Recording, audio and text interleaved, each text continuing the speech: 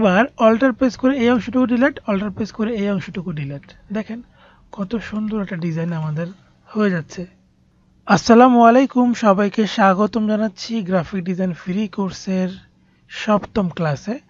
আমরা গতকাল ষষ্ঠ ক্লাসে একটা অ্যাডভান্স লোগো ডিজাইন দেখিয়েছিলাম, কিন্তু সেখানে আপনাদের খুব একটা সাড়া পাওয়া যায়নি। আমি কিন্তু আপনাদেরকে বলেছিলাম যে আপনাদের যদি কঠিন লাগে সেটাও মতামত জানাবেন, সহজ লাগলে সেটাও মতামত জানাবেন, যে কোনো বিষয়গুলো আপনারা কমেন্টসে মতামত জানাবেন। কিন্তু আমি খুবই নিরাশ হয়েছি আপনাদের এরকম ইনঅ্যাক্টিভিটি দেখে। তো আমি কোর্সটি চলমান রাখবো কি না সেটা কিন্তু এখন সন্দিহান, কারণ আপনাদের অ্যাক্টিভিটি, আপনাদের কেমন নিতে পারছেন, কেমন শিখছেন, এগুলো দেখে কিন্তু আমি সিদ্ধান্ত নিতে পারি। তো যাই হোক, হয়তো কঠিন লাগতে পারে, তো সেটার জন্য আজকের এই পর্বটি ভালো করে দেখলে আশা করি ওই পর্বটি তখন আরও ক্লিয়ার হয়ে যাবে।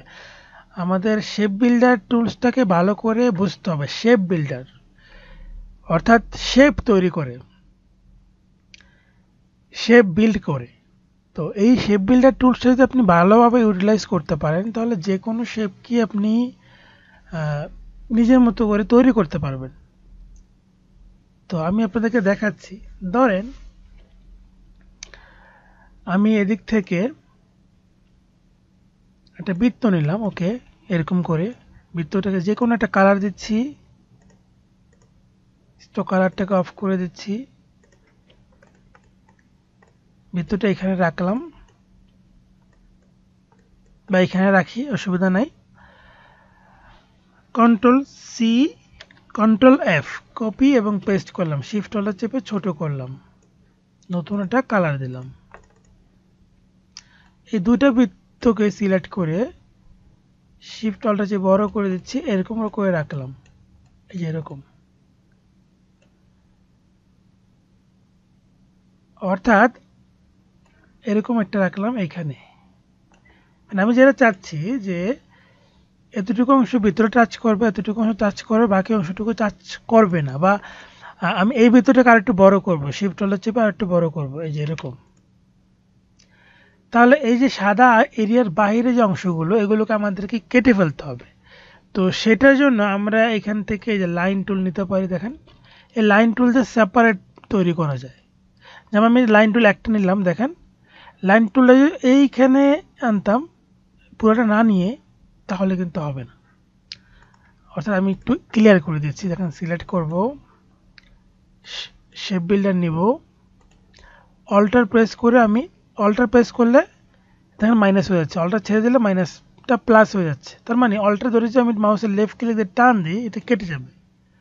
অল্টার ধরে এভাবে টান দিলে তো কেটে যাওয়ার কথা না, কন্ট্রোল যায়। দেখেন এখানে কোনো লাইন নেই, যার কারণে এখানে আমি কাটতে পারছি না। যেটা আমি বলছিলাম একটু আগে, যে লাইনটা যদি আমি পুরোপুরি সম্পূর্ণ বড় না করি, আমি লাইন নিচ্ছি এখান থেকে, সাপোজ এইখান থেকে এইখানে আনলাম, মানে পুরোটাকে কাভার করলাম না। তো সেই ক্ষেত্রে আমি সিলেক্ট করে শেপ বিল্ডার দিয়ে কি কাটতে পারবো? শেপ বিল্ডার দিয়ে কাটতে পারবো না, কাটতে পারছি না। শুধুমাত্র এই ছোট অংশটুকু কাভার হয়েছে, এই ছোট অংশটুকু কিন্তু আমি কাভার করতে পারছি, কাটতে পারছি, কিন্তু এই অংশটুকু কিন্তু এই লাইনটা বড় হয়ে নাই, কাভার করতে পারে নাই। তাহলে কিন্তু এই জিনিসটা খুবই গুরুত্বপূর্ণ। অর্থাৎ আপনি যে অংশটুকু কাটবেন সেটা যদি পুরোপুরি কাভার না করেন, বাউন্ডারি না করেন, তাহলে সেটা কিন্তু আপনি কাটতে পারবেন না।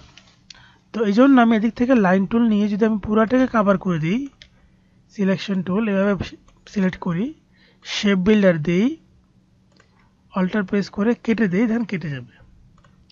ঠিক একইভাবে এখানেও আমাদের কিন্তু লাইন নিতে হবে, তারপরে আমরা কিন্তু শেপ বিল্ডার দিয়ে কাটতে হবে, না হলে কিন্তু সম্পূর্ণটা কেটে যাবে। Control Z. এখন এতগুলো লাইন নিতে গেলে আমাদের অনেক সময় লাগবে। তো আমাদের ডিজাইনের উপর ভিত্তি করে অনেক সময় আমাদের কিন্তু সময়টাকে সেভ করতে পারি। কিভাবে? আমি এটা কেটে দিচ্ছি, এইটাকে আমি অল্টার প্রেস করে এখানে নিয়ে যাব, ওকে, এবং আমি এই ইউলো শেপটাকে শিফট অল্টার চেপে কর্নার ধরে বড় করে দিচ্ছি আরো বেশি, ওকে। এখন এটা কিভাবে আমরা সময়টাকে সেভ করতে পারি? যেহেতু এখানে একটা লাইন লাগবে, এখানে লাইন লাগবে, এখানেও লাগবে, এখানেও লাগবে, মানে চারদিকে লাইন লাগবে আমার। তার চেয়ে বরং এই যে পিছনে সাদা যে এরিয়াটা আছে এর মতো করে আমরা যদি একটা রেক্টেঙ্গেল বক্স এভাবে নিয়ে নিই, যেটা যে কোনো কালার হতে পারে, যে কোনো কালার হতে পারে, অসুবিধা নেই। মানে আমি চারটা লাইনের পরিবর্তে আমি একটা রেক্টেঙ্গেল বক্স নিয়ে নিলাম, এই রেক্টেঙ্গেল বক্সটা কিন্তু চারিদিকে কভার করে ফেললো। এবার আমি সিলেক্ট করি কিন্তু শেপ বিল্ডারটা দিয়ে অল্টার প্রেস করে এগুলো কেটে দিতে পারি। এখন অনেকে বলবেন কেটে দিলাম, কিন্তু আমরা তো কিছু দেখতে পাচ্ছি না।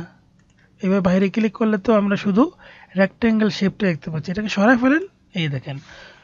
ধরেন যে এটা সরাই ফেলবেন না, এই সাদা জায়গায় আপনি একটা শেপ তৈরি করতে চাচ্ছেন, সেটাও কিন্তু এই শেপের সাহায্যে, অর্থাৎ কন্ট্রোল জেড দিই, এই যে শেপটা আছে এটাকে রাইট ক্লিক করে অ্যারেঞ্জ থেকে সেন্ড টু ব্যাকে পাঠিয়ে দিই, এই দেখেন। তাহলে কিন্তু এই শেপটা হচ্ছে, এবং এই শেপটাকে আপনি একটু ডিপ কালার দিচ্ছেন, ওকে দেখেন ওরকমটাই কিন্তু হলো। অর্থাৎ একটা কিন্তু ব্যানারের মতো শেপ তৈরি হয়ে গেল। এটা বাদ দিয়ে দেন, দেখেন এখানে একটা লোগো রাখতে পারেন, তথ্য রাখতে পারেন, এখানে লোগো রাখতে পারেন, অথবা এখানে তথ্য রাখতে পারেন, যেভাবে খুশি আপনি বানাতে পারেন। আবার যদি চাচ্ছেন যে না এই জায়গায় একটা ফাঁকা সাদা শেপ বর্ডার তৈরি হবে, এখানে একটা ফাঁকা সাদা বর্ডার তৈরি হবে, সেটাও কিন্তু করা পসিবল। মানে আমরা শেপ বিল্ডার টুলসের ভিতরে কিন্তু একদম মানে ডিপ থেকে ডিপে যাচ্ছি। তো এখানে দেখেন সিলেক্ট করার পর শেপ বিল্ডার নিয়ে আমি জাস্ট এই মাঝখানের অংশটুকু ক্লিক করলাম, তাহলে কিন্তু এটা কেটে যাবে। এই দেখেন শুধু এই অংশটুকু কেটে গেল, বাকি অংশটুকু থেকে এই অংশটুকু কেটে গেল। এখন এটা কেটে গেল, ঠিক আছে, আপনার বলতে চাচ্ছেন যে এখানে আমি ফাঁকা স্পেস তৈরি করব কি করে।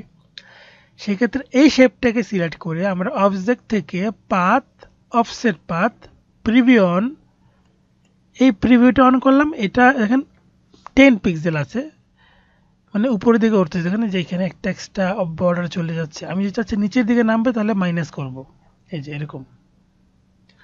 তো সবচেয়ে ভালো উপরের দিকে মাইনাস করলে যেটা হবে যে বাম পাশ থেকে উপর পাশ থেকে নিচ থেকে ডান থেকে কমে আসতেছে, তো সেক্ষেত্রে এই জিনিসটা আবার সাদা ব্যাকগ্রাউন্ড বের হয়ে যাবে এই জায়গায়। সেক্ষেত্রে আমাদের প্লাসে দিয়ে গেলে ভালো, +20 দিলাম, ওকে ওকে। এবার সিলেক্ট করে শেপ বিল্ডারটা নিব, অল্টার প্রেস করে প্রথমে বাইরে এগুলো ডিলিট এক্সট্রা, ওকে ডিলিট, ওকে। এবার অল্টার প্রেস করে এই অংশটুকু ডিলিট, অল্টার প্রেস করে এই অংশটুকু ডিলিট। দেখেন কত সুন্দর একটা ডিজাইন আমাদের হয়ে যাচ্ছে। আবার এই ডিজাইনটাকে A4 এর একটা পেজে নিয়ে খুব সুন্দর একটা ডিজাইন বানিয়ে ফেলতে পারবেন। A4 নিলাম, প্রিন্ট নিলাম, A4 দিব, ওকে। এবার এই পেজের অংশটুকু সিলেক্ট করে টেনে কন্ট্রোল জেড, ভুল হলে কন্ট্রোল জেড সিলেক্ট করে, কি ভুল হয়েছে একটু সরে গিয়েছিল এরকম, কন্ট্রোল জেড সিলেক্ট করে আমি টেনে এইখানে নিয়ে আসবো। এই দেখেন এখানে নিয়ে আসলাম, এইখানে রাখি এভাবে,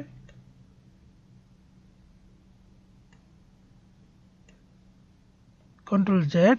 আমি যদি শিফট অল্টার চেপে বড় করি, এই দেখেন কত সুন্দর একটা ডিজাইন কিন্তু তৈরি হচ্ছে। তাহলে এটা এখানে রাখতে পারি, এটা সরাই ফেলতে পারি। দেখেন এটা কভার পেজ তৈরি হয়ে যাচ্ছে, এটা ফ্লায়ার ডিজাইন বানা ফেলতে পারবেন এইভাবে।